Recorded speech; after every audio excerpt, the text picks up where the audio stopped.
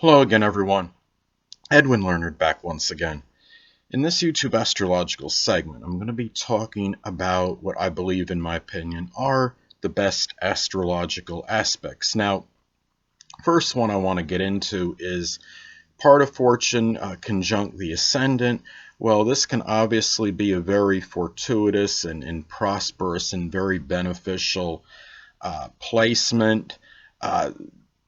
There's a number of people that have this that are very affluent, very wealthy.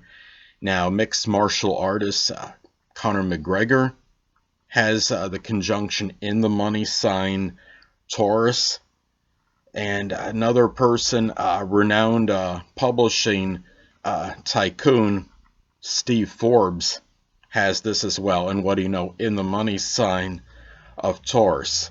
And also, another good example, though this may be seen as a rather long conjunction to the ascendant, actress model Heidi Klum has this. Now, Heidi Klum has her ascendant in a glamorous Leo, and but she has the part of fortune conjunct her ascendant. It's in Virgo, but it's in a little bit of a longer conjunction, but still I think this might have something to do with her great success. And when you have part of fortune conjunct the ascendant, it could often be tied in. Your success in the money that you do get can be strongly tied into your physical appearance. And Heidi Klum, of course, is very really.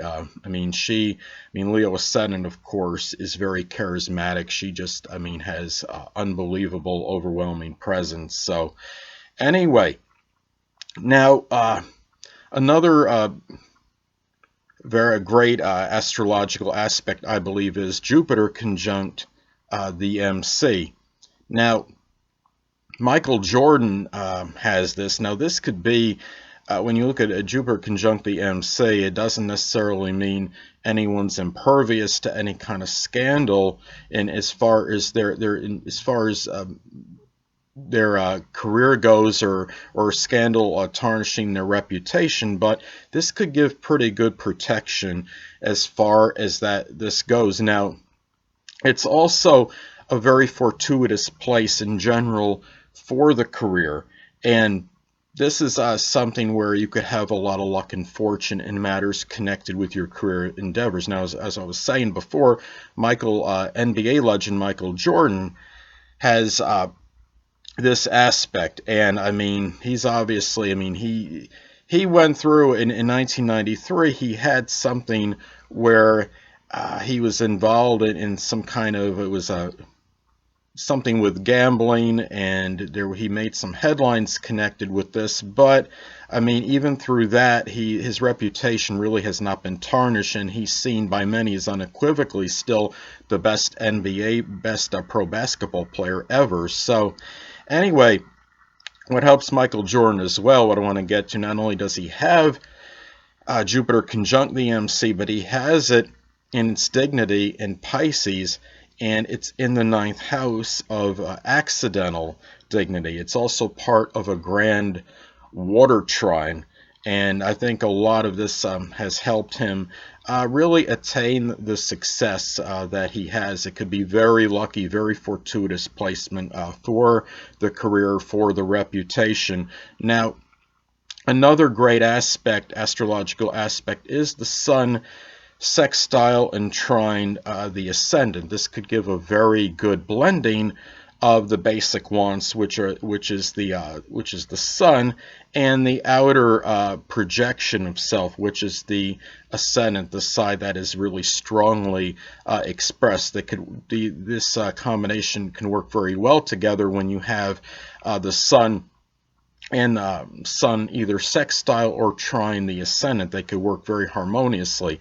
Now, I think is interesting with this, I can give you an example. Though this is even though this was done through acting, as I've talked about before, I think a lot of actors and actresses, they are subconsciously drawn to roles which correspond with their actual personalities in real life. Now, actor Richard Dean Anderson, many of you may know he was on the series MacGyver, where he seemed to come up with these improvised ways of extricating himself out of certain problematic situations. Now, Richard Dean Anderson, in real life, he has an Aquarius sun, and it trines his Gemini ascendant. Now, many of you that have watched the show MacGyver, the original one with Richard Dean Anderson, he would always find he'd have this uncanny ability to extricate himself out of these problems with using this ingenuity. And the ingenuity, of course, I associate that in many with Aquarius. But with Gemini rising, he did this in a very quick manner, and he used this ingenuity to outmaneuver and outsmart the situation. And outmaneuvering, outsmarting the situation, I think, is very tight in with Gemini, and these energies work very well together. Now, I had a friend that also he didn't have the trine. He has Sun in Leo, making a sextile to his Gemini rising. Now, what this could do is when you have this aspect like that, for example, Sun in Leo is about the basic wants can be connected with attaining some kind of recognition or attention or notoriety, and then Gemini rising could be very dexterous. Now, he worked as, I don't know if he still does, but he had worked as a mechanic, and this could show that he could get that attention he wanted perhaps through doing things that involve dexterity, such as working on cars, which does require a certain amount of dexterity. And I'm sure he was very versatile as well, and of course getting that attention for being versatile. He joked one time about himself being Mr. Versatility, but when you have the Sun making a positive aspect, sextile or trine to the ascendant, well, you could talk about yourself, but for whatever reason, it doesn't come across like you're being arrogant or like you're being a braggart. It comes across as just general, more being confident and self-assured. Well, anyway, another very good aspect is the Sun sextile or trine the Moon. You have a very good blending, of course, with the basic wants, which is the Sun, with the emotional needs, which of course is the Moon. Now, people that have this aspect can attract a lot of good relationships that aren't combative or aren't contentious, because they have that strong desire to have relationships that are peaceful, that are tranquil. And the thing is, and these energies could work very well together. Now, I had a friend that has the Sun in Leo, making a trine to his Sagittarius Moon. Now, the way these energies could work together in this example would be that inexorable Leo Sun energy can work well with the emotional needs, which could be associated with sports and doing things outdoors. And those are that's really, and this could work very well together. The Leo likes the attention too, and Moon and Sagittarius, well, they often are very expansive. They like to be outside, and they also can, and often the emotional needs can be connected with sports, and being able to express these two together, I mean, could be very easy when you have the trine or sextile aspect. In this case, of course, Leo Sun made a trine to his Sagittarius Moon, and of course these energies work very well together. Now, another good great aspect, I believe, is Jupiter conjunct the Ascendant. Now, when you have this benevolent planet conjuncting your Ascendant, this could give, I think, certain protection for the physical body. At the same time, it can give a propensity to gain weight. So there's even, I mean, of course, there's always some adverse things even connected with the most advantageous aspects. Now, This can give exceptionally expansive, optimistic, and jocular nature, and the person might be very effervescent. And I think when you have Jupiter conjunct the ascendant, you could often draw very good luck to you just through your positive attitude. It doesn't mean that someone's going to be, oh, I'm going to be a millionaire just because I have this aspect, but it can often bring some good fortune to the person when they really need it. So, anyway, well, another great aspect is Jupiter making a sextile or trine to Venus in the natal chart. Now, I think some people may have a misconception with this aspect that, well, Jupiter making a sextile trine to Venus, that means I'm going to be very affluent and prosperous. Well, there's really no aspect in astrology that's going to guarantee anything. But what this could do is in some cases, a person might have a good propensity to attract certain wealth, but in a lot of other instances, it could just mean that this person finds a way to get their funds when they need it. As far as getting what they need in certain moments. I mean, for example, if someone is, say, a person struggling financially, and they're just simply trying to extricate themselves from a financial dilemma, they might get the support they need when at the right time when they need that support. But I don't think this aspect is going to guarantee a prodigious income. But what it does is it gives certain luck in terms and fortune connected with monetary matters in general. And example could be, let's say somebody has Venus in Leo, making a sextile to Jupiter in Libra. Well, Venus in Leo can attract prominent people in their lives, and perhaps even famous ones from time to time. Jupiter in Libra can give a very expanded interest and perhaps some luck through intellectual sociability, so you get the idea. Sometimes the contacts can actually help this person, perhaps monetarily in this situation. So, if somebody is in a financial dilemma, for example, and this person might attract certain things, monetary things, perhaps through those energies working well together.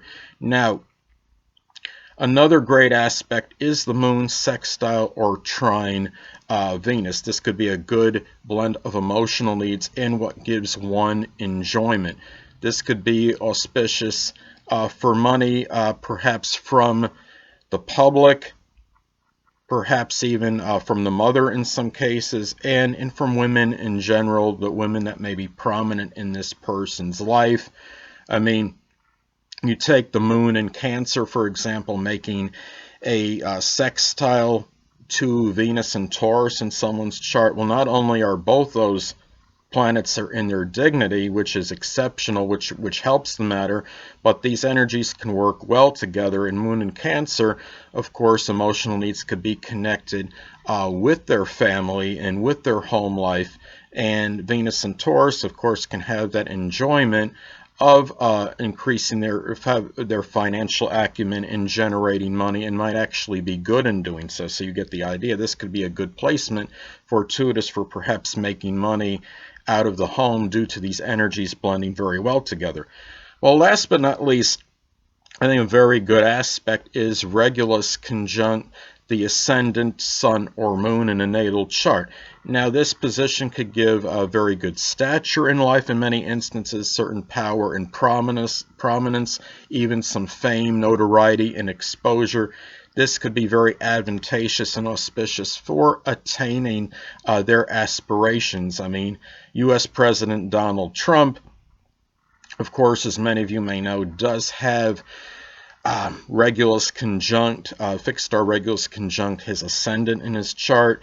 Also, someone you don't hear much about having this aspect, singer-songwriter Drake has this aspect as well. What's interesting is that his ascendant position is actually very close to Donald Trump. Drake has his ascendant position, I believe, 29 degrees 51 minutes of arc, and Donald Trump of Leo. Donald Trump is 29 degrees 58 minutes of arc in Leo. So also another person that has this is actor Todd Bridges. And oddly enough, Todd Bridges' ascendant position in Leo is very close to Donald Trump's. Todd Bridges is 29 degrees, 57 minutes of arc in the sign Leo. So, anyway, people, that'll conclude this YouTube astrological segment for, in my opinion, the best astrological aspects. And stay tuned next time, where I'll be continuing my Vesta in the Houses series. 2 things I want to get with you on before I head out. Firstly, the stars may impel, but do not compel. And secondly, never isolate any single astrological element, aspect, planetary placement, position, configuration, influence, or what have you, and make an analysis of a person, astrologically speaking, based on this alone, because astrologically speaking, the person is the sum of all their components in their natal chart and not just one. Until next time, people, stay well.